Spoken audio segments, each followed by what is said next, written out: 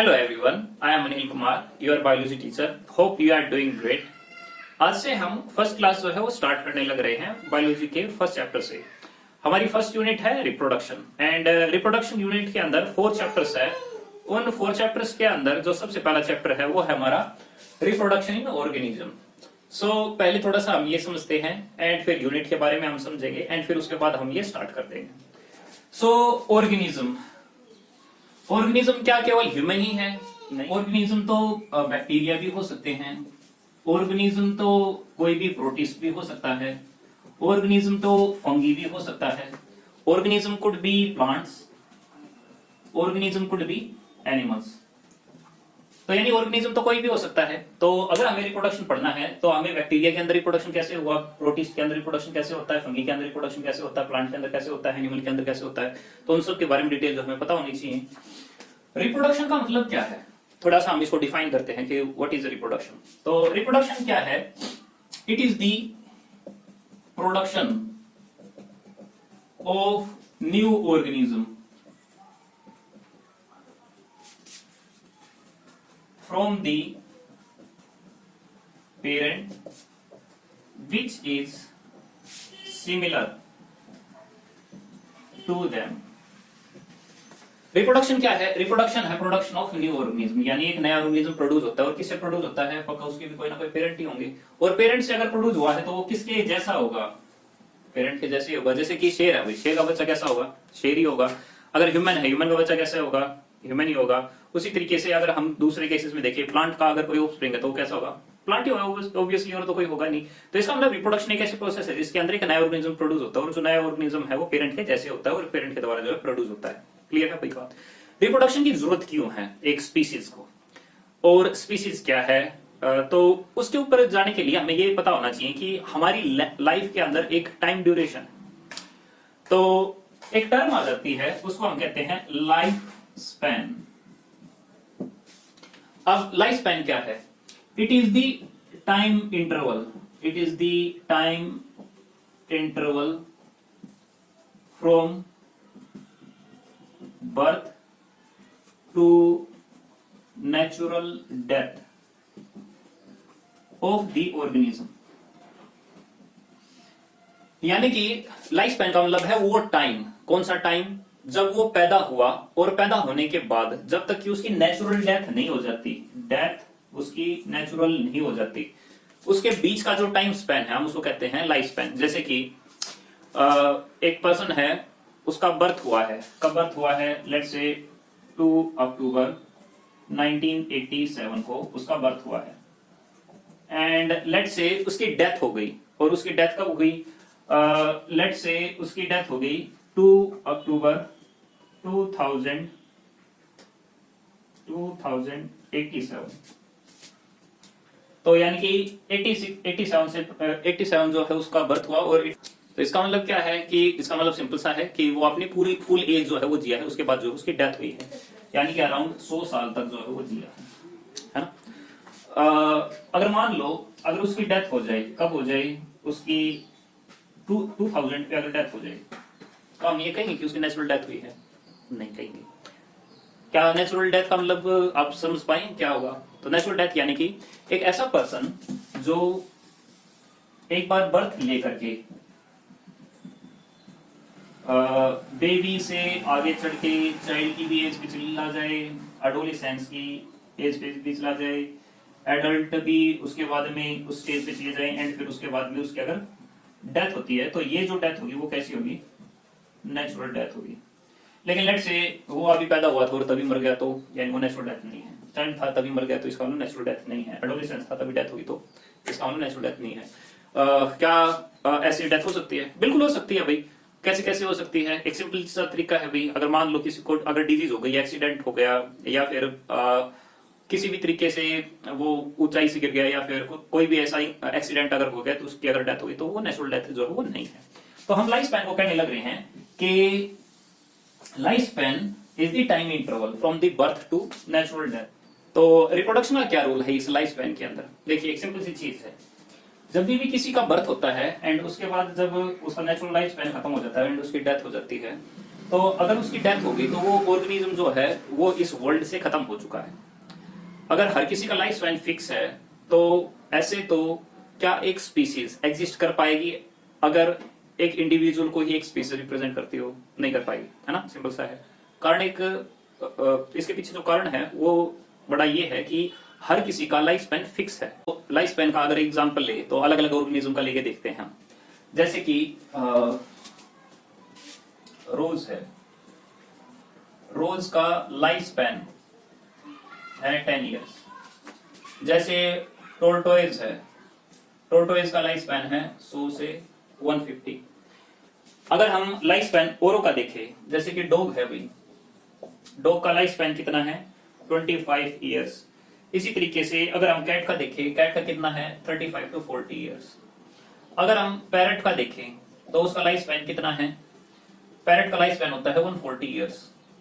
अगर हम क्रो का अगर लाइफ स्पैन देखते हैं तो उसका हमें मिलता है around 15 years, sorry yes 15 years. So every organism has a definite life span और उस पर्टिकुलर लाइफ स्पैन के बाद में उन सभी की जो है डेथ हो जाएगी। एंड अगर हम इस लाइफ स्पैन के अंदर पैटर्न भी देखें तो जैसे रोज है, रोज का 10 ईयर का लाइफ स्पैन है। रोज का फ्लावर कितना होता है, छोटा सा होता है।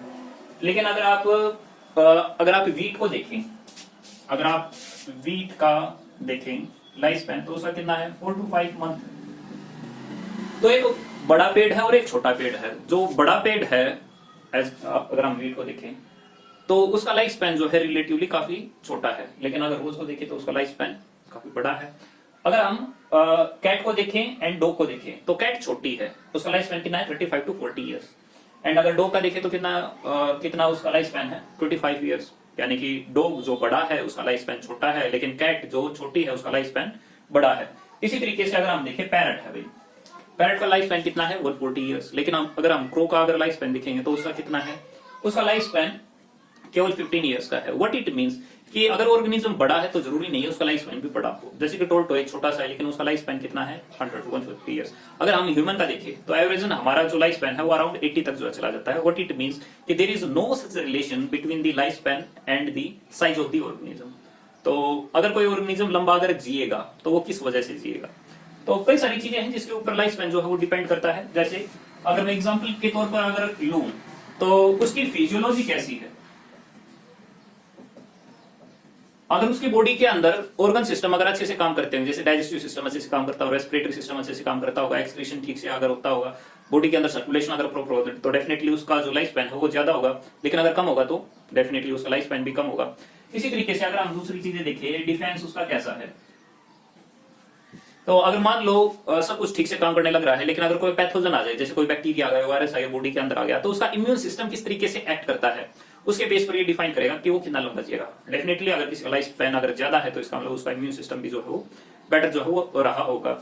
इसके अलावा उसकी पर्टिकुलरली साइकोलॉजी जो है वो कैसी है, मेंटल स्टेट वो इवोल्यूशन कर पाएगा या नहीं कर पाएगा, उसके अंदर वेरिएशन कैसी है, क्योंकि अगर वेरिएशन अगर ज्यादा होंगे तो चेंजिंग एनवायरनमेंट के अंदर सर्वाइवल की जो पॉसिबिलिटी है वो ज्यादा होगी। इसी तरीके से अगर हम और देखें तो उसके अंदर जीन्स किस टाइप की पाई गई हैं, तो अगर बेटर अगर जीन होगी तो डेफिनेटली उसका लाइफ स्पैन जो है वो भी ज्यादा ही होगा। तो यानी कि there are different factor which support to have a higher life, लेकिन ऐसा नहीं है कि जो साइज जो है वो डिटरमाइन करता हो कि लाइफ स्पैन जो है वो अगर साइज बड़ा है तो लाइफ स्पैन भी ज्यादा होगा, छोटा है तो छोटा होगा।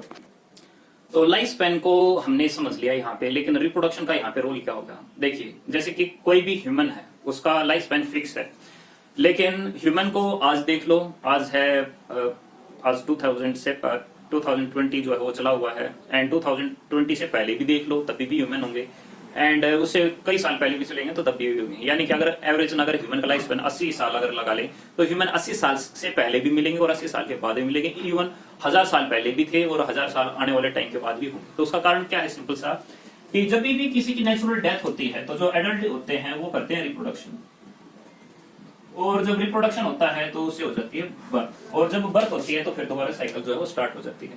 तो इसका मतलब ये है कि डेथ जब भी होती है तो डेथ किसकी होती है, वो पेरेंट की होती है, और बर्थ हमेशा होता है तो न्यू वन का होता है। तो इस वजह से ये साइकिल हमेशा चलती रहती है। तो रिप्रोडक्शन का जो बहुत बड़ा बेनिफिट है तो रिप्रोडक्शन का जो बहुत बड़ा बेनिफिट है यहाँ पर, वो बेनिफिट है कंटिन्यूटी ऑफ स्पीशीज का।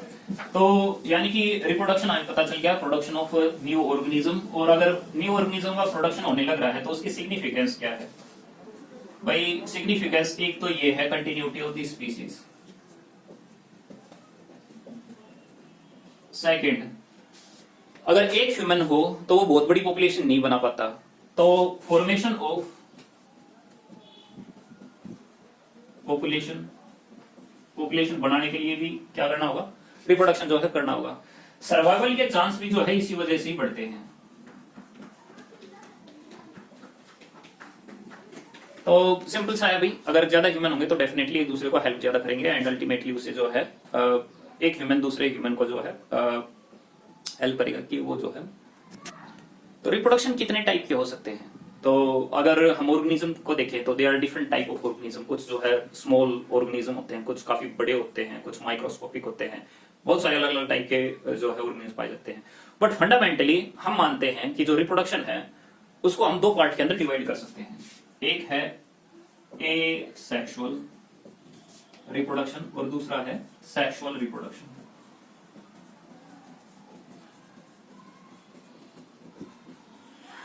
तो पहले वर्ड के ऊपर ध्यान दे लें भाई। ए सेक्सुअल और सेक्सुअल दोनों के अंदर फर्क क्या है? सिर्फ ए का मतलब क्या है? नो। आपने ये चीज दूसरी जगह भी पढ़ी होगी, जैसे कि एरोबिक और एनएरोबिक, दोनों के अंदर फर्क क्या है? दोनों के अंदर फर्क है, एक के अंदर एन आ गया और एक के अंदर एन जो है वो नहीं है। इसमें क्या था? विदाउट एयर या फिर O2, और इसका मतलब क्या था? विद O2 या फिर एयर। तो उसी तरीके से अगर हम यहां पर देखेंगे एसेक्सुअल और सेक्सुअल, सेक्स का मतलब क्या है? कभी आपने फॉर्म भरा है किसी चीज का? तो अगर आप फॉर्म भरते होंगे तो वहां पे पूछते हैं सेक्स, और सेक्स का मतलब क्या है? वहां पे जेंडर। तो व्हाट इट मींस, किसी के अंदर अगर सेक्सुअल रिप्रोडक्शन होता होगा then there will be gender, there will be one male and one female. तो इसका मतलब कि जो सेक्सुअल रिप्रोडक्शन वाले होंगे वो जनरली बाय पेरेंटल होंगे।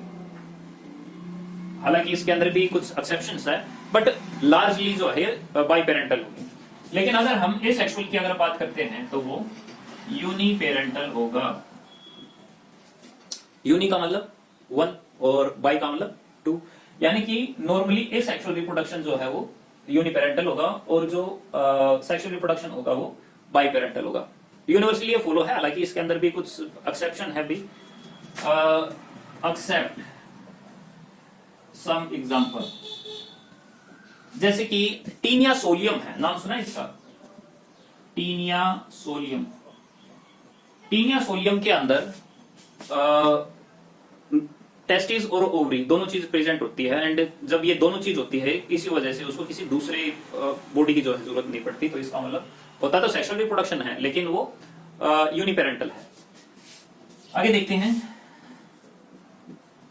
दे डज नॉट यूज गैमेट्स, इसमें भी एक्सेप्शन है। एक्सेप्शन क्या है? पार्थेनोजेनेसिस। पार्थेनोजेनेसिस एक इस टाइप का रिप्रोडक्शन है जो है तो एसेक्सुअल, लेकिन उसके अंदर गैमेट यूज होते हैं और एक नया ऑर्गेनिज्म जो है प्रोड्यूस होते हैं। जैसे कि हनी बी है, हनी बी के अंदर मेल जो ड्रोन है वो कैसे प्रोड्यूस होता है? वो पार्थेनोजेनेसिस के द्वारा ही होता है। जो गैमेट जो है वही एक्टिवेट होकर के जो है एक नया ऑर्गेनिज्म बना देते हैं। बट जनरली जो है इनके अंदर गैमेट जो है वो यूज नहीं होते। नो फर्टिलाइजेशन ओकर, फर्टिलाइजेशन तो इनके अंदर 100% जो है वो नहीं होती। इनके अंदर क्या होता है? जो यंग वन है, young one is produced by the help of gametes. अगर इसके अंदर देखें तो फर्टिलाइजेशन इसके अंदर होगी। फर्टिलाइजेशन क्या होती है? फर्टिलाइजेशन का मतलब है fusing of a male gamete and female gamete. ठीक है जी। इसके अलावा और क्या डिफरेंस हो सकता है इन दोनों के अंदर? ये जनरली एक फास्ट प्रोसेस है और सिंपल प्रोसेस है। फास्ट भी है और सिंपल भी है। जैसे कि अगर हम एग्जांपल लें भी, जैसे कि अमीबा है, अब अमीबा के अंदर रिप्रोडक्शन होता है कैसे, बाइनरी फिजन के द्वारा। और अगर बाइनरी फिजन के द्वारा रिप्रोडक्शन होना है तो एक ही सेल है, उसके अंदर दो न्यूक्लियस डेवलप होते हैं, साइटोप्लाज्म डेवलप होता है और फिर दोबारा से डिवाइड होकर के दो सेल बन जाएगी, दो डॉटर सेल बन जाएगी। कितना आसान है ना।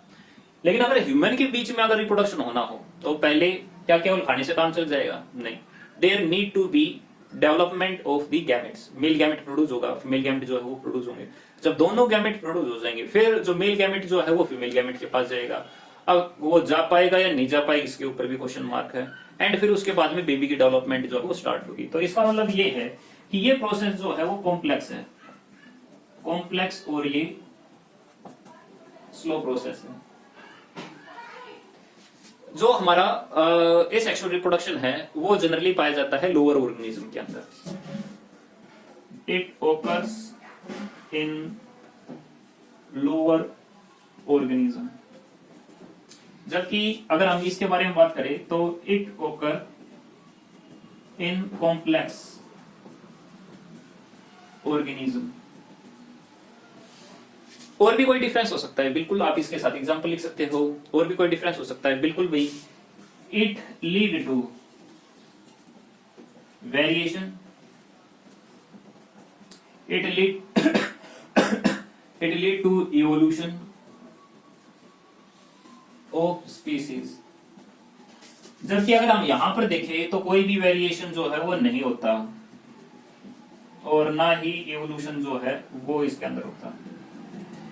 जनरली बैक्टीरिया के अंदर जो रिप्रोडक्शन होता है वो इन्हीं की वजह से होता है। अगर आप प्रोटिस्ट के अंदर देखोगे तो उसके अंदर भी इन्हीं की वजह से होता है। लेकिन अगर आप सेक्सुअल के अंदर देखोगे तो जैसे कि ह्यूमन है उसका एग्जांपल जो है आप लिख सकते हैं। आई होप आपको समझ में आया होगा। अगर आपके डाउट है तो कमेंट करें। Thank you.